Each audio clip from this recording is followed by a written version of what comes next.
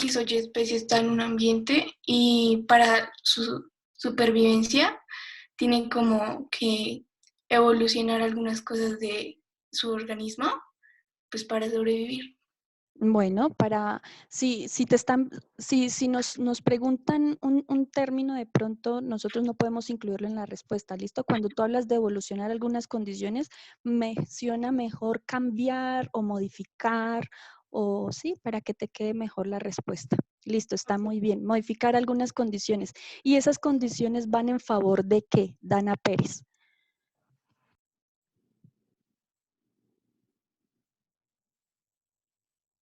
No tienes activo tu micrófono, Dana.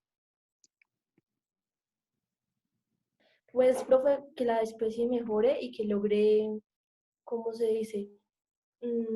Mejorar, no, que logre adaptarse. Ay, no. Bueno, que la especie logre estar en el entorno sin que sufra cosas malas.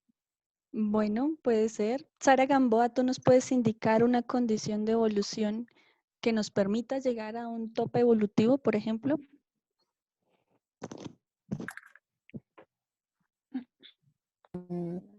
O sea, ¿cómo así, profe? Sí, o sea, si nosotros hablamos de la especie humana, O nosotros sea, no hablamos entendí bien de... la pregunta. Vale, listo, no importa. Estamos hablando de la especie humana, ¿cierto? Estamos mencionando que la especie humana, o ya lo sabemos, ¿no? Es como la especie que logra modificar el entorno, ¿cierto? Cambiarlo y de acuerdo a las circunstancias o a las condiciones de las que yo espero tomar una ventaja, ¿cierto? Ahora bien, si nosotros hablamos que entre comillas somos la especie más evolucionada, podemos mencionar o podemos decir que esas especies tienen una condición. Si nosotros hablábamos de evolución, hablábamos de que hay un fundamento o hay una finalidad. ¿Qué es lo más importante cuando hablamos de evolución? Pues de evolución se habla de mejorar para adaptarse a sus necesidades. Y pues lo mejor fue que, digamos, habían especies que solo podían consumir, o sea, tenían su dieta como basada en algo, o eran carnívoros o eran herbívoros. Entonces, digamos, ya los humanos pudimos mejorar eso para convertirnos omnívoros, creo que es. Y Sí. pues también, digamos, pues en los cráneos eran distintos, entonces de pronto creo que el cráneo más pequeño era el de nosotros, o como el más cómodo respecto a la frente y al mentón. Y pues, digamos, podía ser hasta tal punto más cómodo para algunas cosas que los otros de las otras especies. Y pues eso. Bueno, no importa. Si nosotros hablamos en general de todas las especies, si nosotros mencionamos un proceso de evolución de cualquiera de las especies, Ana María, de pronto tú me puedes mencionar qué nos lleva a tener un éxito reproductivo, seamos humanos, seamos chimpancés, seamos loros, guacamayos, lo que sea. Si nosotros hablamos de que hay una condición que yo mejoro, que yo cambio, que yo me adapto, si yo no la transmito, no me sirve, ¿cierto? Entonces, ¿cuál es la condición de un éxito en la evolución? ¿Qué me permite a mí o qué le permite a las especies de pronto ese paso del cambio a la evolución como tal? Pues puede ser la selección natural, ¿no? Bueno, la selección natural actúa sobre nosotros, muy bien, pero hay algo de trasfondo atrás de la selección natural, ¿cierto? Nosotros hablamos de muchos tipos de selección, ¿cierto? ¿Cuál era el otro? Para que una especie tenga éxito. No, pues, no, pues la selección artificial. No.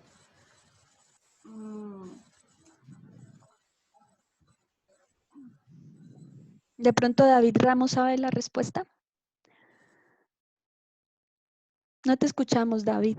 ¿Me puede Ahora. repetir la pregunta, profe? Bueno, estamos hablando de la evolución en general. Ya vimos a la especie humana y queremos ver el trasfondo detrás de todo eso, ¿cierto? Entonces, si nosotros mencionamos cuál es la función finalmente o cuál es el fundamento más bien de la evolución, ¿cuál sería ese? ¿El fundamento de la evolución? Sí. No no, no sabría responder. ¿No? Chicos, recordemos que de nada me sirve cambiar si yo no lo transmito. Y para transmitir esos cambios, pues yo tengo que dejar una herencia y esa herencia sencillamente se refiere a la reproducción. Si no hay un éxito reproductivo, el esfuerzo que yo hice por modificarme o por hacer un cambio en mí no sirvió de nada. ¿Listo? Entonces hablamos de un éxito reproductivo, ¿cierto? Y de una sobrevivencia. Hay un cambio para una sobrevivencia. Entonces yo tengo que adaptarme a un medio para poder sobrevivir y está muy bien. ¿Listo? Esos cambios que nos hablaba Sara Gamboa y que nos hablaba también ahí Ana María, entonces se refiere sencillamente a eso. A una sobrevivencia. Listo. Ahora, si nosotros como seres humanos se supone que estamos en el clímax de la evolución, ya pues pasarán muchos años para que volvamos a modificar esas condiciones que ya poseemos. Hay unas condiciones que nosotros manejamos. Si nosotros recordamos lo último que decía el documento, nos hablaba de que nosotros modificamos el medio, ¿cierto?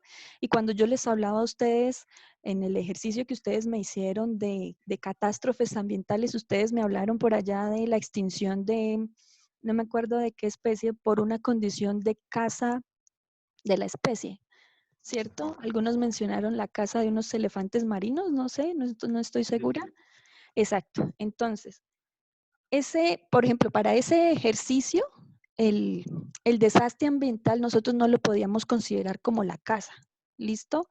Porque recordemos que es un proceso natural. Nosotros podemos hablar de un tsunami, de un maremoto, de un terremoto, de un deslizamiento de tierra, lo que pasó en Armero, ay, se me olvida cómo se llama eso. Pero bueno, ese tipo de condiciones naturales, esas son catástrofes. Ya las otras son condiciones que nosotros mismos como seres humanos estamos generando. ¿Listo? Si nosotros vemos la condición del fuego, pudo haber sido generada por el ser humano como también pudo haber sido generada también por la naturaleza, porque hay condiciones o hay ciclos que se van cumpliendo y dentro de ciertas especies arbóreas, como la mayoría de las que se encuentran en Australia, tienen una condición anemócora no, esa es pirófila. Entonces, cuando hablamos de pirofilia, hablamos de fuego, de generar fuego. Es decir, hay especies hay especies que necesitan del fuego para que sus semillas germinen. Entonces, sencillamente ellas van generando o van creando las condiciones óptimas para que esa condición del fuego pase en algún momento. ¿Listo? Bien. Bueno, entonces, esas condiciones hacen que nosotros cambiemos el entorno como tal. Condiciones como cuáles, extinción de especies, ¿cierto?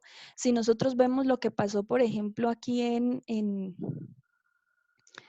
Brasil, ahorita por la condición de la cuarentena y todo esto, están aprovechando esas condiciones para generar tala masiva, para generar incendios, para adentrarse en zonas que se consideran reservas naturales o patrimonios nacionales. Entonces son condiciones que se van modificando, que se van perdiendo y nosotros finalmente lo que estamos haciendo es desplazar a las especies y a las tribus indígenas que habitan esas zonas, que finalmente son los que están cuidando esos recursos naturales que allí se encuentran. Esas condiciones de evolución hacen que el organismo, la especie como tal, tenga unas características que le permiten desarrollarse como actualmente lo hace. Entonces, son condiciones como, por ejemplo, nosotros somos plenamente bípedos, ¿cierto? En algún momento caminamos en 4 patas, que eso es cuando lo hacemos de bebés, de ahí en adelante ya tomamos una fuerza en la columna vertebral y en los músculos, entonces ya podemos empezar a caminar en 2 patas. Extremidades posteriores locomotoras y anteriores manipuladoras, manos con pulgares oponibles para manipulación, ojos al frente, con visión estereoscópica para apreciar relieves y formas a distancia, mandíbula más corta y en forma parabólica. Entonces, lo que les decía aquí, en forma parabólica, eso se refiere al al ortognatismo, dientes más pequeños y músculos masticadores menos desarrollados. Entonces nosotros no tenemos que masticar semillas que son de testa dura, sino que sencillamente el arco cigomático que nosotros tenemos acá tiene incrustado músculos y ligamentos y algunos tendones también que nos sujetan la mandíbula inferior. Entonces, como no tenemos que masticar cosas tan duras, sencillamente estos músculos pierden fuerza o pierden su tamaño. Mandíbula más corta y en forma parabólica, bueno, ya lo había dicho, gran capacidad craneal y gran desarrollo del cerebro con altas capacidades cognitivas. Entonces ya nosotros empezamos a desarrollar algunas condiciones de acuerdo a lo que venimos aprendiendo, ¿cierto? Por eso habla de alguna cognición. Eso por un lado, desarrollo de órganos fonadores, entonces nosotros tenemos la capacidad de hablar en diferentes tonos, ¿cierto? Y desarrollar algunas capacidades en el canto. Ya en cuanto a la relación con las especies, nosotros podemos hablar de que hay una relación inicial, una relación en el pasado y una relación actual. En el pasado, pues lo que les venía diciendo, por caza excesiva de algunas especies, nosotros hicimos que se extinguieran. Entonces está el tigre de Tasmania, está la paloma migratoria americana, está el dodo, que es una especie de ave acuática parecida al pato, está los mastodontes, el mamut, ¿cierto? Y en el presente ya se menciona de pronto capacidades o de domesticación de algunas especies, tanto vegetales como animales, y en ese caso lo que nosotros hicimos fue cambiar su hábitat. Entonces, ¿de qué forma? De pronto en la forma de abrir espacio para ganadería, de abrir espacio para la agricultura. Entonces lo que se hizo fue ir perdiendo toda esa vegetación nativa, natural, endémica del sitio. Cuando hablamos de una especie endémica se refiere a especies que solamente nacen aquí. Por ejemplo, la palma de cera del eje cafetero, ¿cierto?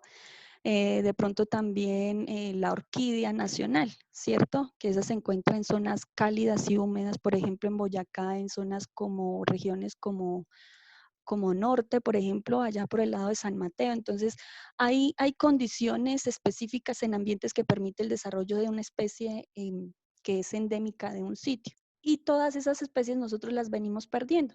Entonces, también hay también la introducción de especies invasoras. Si nosotros recordamos especies invasoras, no sé si lo recuerdan, hace unos años, hace como 2 o 3 años, mencionaron a una especie que se llama el pez león, ¿cierto?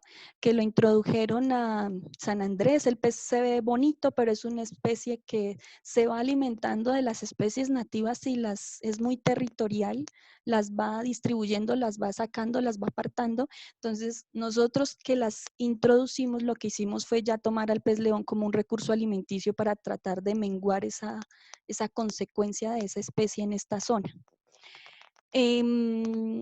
Colonización de tierras, también migración de especies o bueno, de tribus primitivas más bien. Entonces, lo que mencionaba en un principio, entonces hay tribus que vinieron a zonas urbanas sencillamente porque están siendo desplazadas por condiciones de uso de su territorio. ¿Listo? Bien, entonces de ahí ya se desprende esta que es la actividad que corresponde a lo que vamos a desarrollar ahorita mismo. Nos habla de, ahí mencionaban a las especies que se refieren a todo el linaje hasta llegar a la especie humana, ¿cierto? A las especies intermedias. Nosotros conocemos ya por sociales que hay eslabones perdidos y sí los hay y hay muchos, debieron haber o debió haber muchos cambios entre una especie y otra para poder llegar a lo que somos actualmente, pero pues recordemos que son fósiles de lo que nosotros nos estamos detallando ese tipo de evolución. Entonces, pues tienen que haber más geólogos, tienen que haber más paleontólogos que estudien ese tipo de surgimientos fósiles. Entonces, teniendo en cuenta solamente las que tiene el documento, vamos a hacer un árbol filogenético. En ese árbol vamos a tener en cuenta el tiempo en el que se relaciona para cada especie y el nombre científico. Recordemos que el nombre científico está compuesto por el género y el epíteto específico. En el caso del Homo sapiens, nosotros, el género vendría siendo Homo y el epíteto específico sería sapiens, ¿cierto? Ahora nos dice que incluya en ese ejercicio las dos siguientes especies, que está el Australopithecus africanus y el Pantroglodites. El Pantroglodites es el chimpancé actual. Entonces es como para tener una referencia de los simios actuales en relación a lo que nosotros somos como Homo sapiens. Ahora, para tener en cuenta el tiempo, ustedes van a desarrollar un árbol filogenético. No sé si de pronto alguna vez ustedes buscaron en internet cómo se ve un árbol filogenético. Más o menos viene siendo algo así. Entonces, no sé si se alcanza a ver, ustedes van a hacer una línea en el tiempo paralela a su árbol filogenético. ¿Listo? Pueden empezar de arriba hacia abajo o de abajo hacia arriba o lo pueden tomar horizontal. ¿Listo? Entonces, ese árbol filogenético sencillamente va a empezar con un tiempo. Si lo toman de arriba hacia abajo, arriba vendrían siendo los millones de años atrás, ¿cierto? Y aquí vendría en nuestro árbol filogenético el ancestro común. De ese ancestro común se van a empezar a bifurcar el árbol filogenético por especies. Entonces, por ejemplo, vamos a poner acá en la parte de abajo, esto sería el tiempo actual o el tiempo cero. Aquí vendría a quedar el chimpancé, que es el simio actual, y también va a quedar el Homo sapiens. ¿Listo? Y nosotros vamos a empezar a bifurcar aquí a las demás especies, al Australopithecus, a los otros Homo erectus, al Homo habilis, al Homo ergaster. ¿Listo? Entonces vamos a tener en cuenta un árbol más o menos así. Y vamos a empezar a fragmentar esta línea del tiempo. Entonces, de acuerdo a las condiciones que nos dicen para cada especie. Entonces, que si fue hace 450 millones de años, o hace 350, o los 100.000 millones de años de los que partió la última, de los que partió ya la última evolución. ¿Listo? Entonces, más o menos sería eso así. ¿Vale? Ahora, vamos a empezar a desarrollarlo aquí en esta misma clase y cualquier pregunta ustedes me van diciendo. ¿Listo? Para condición de la clase, en este momento ahorita se nos va a cerrar, entonces necesito que salgamos y volvamos a entrar, ¿vale? Por condiciones de la plataforma esto tiene un tiempo límite, entonces vamos a volver a entrar, ¿vale? No sé si me oyen. ¿Sí? Ok, entonces, ok, gracias.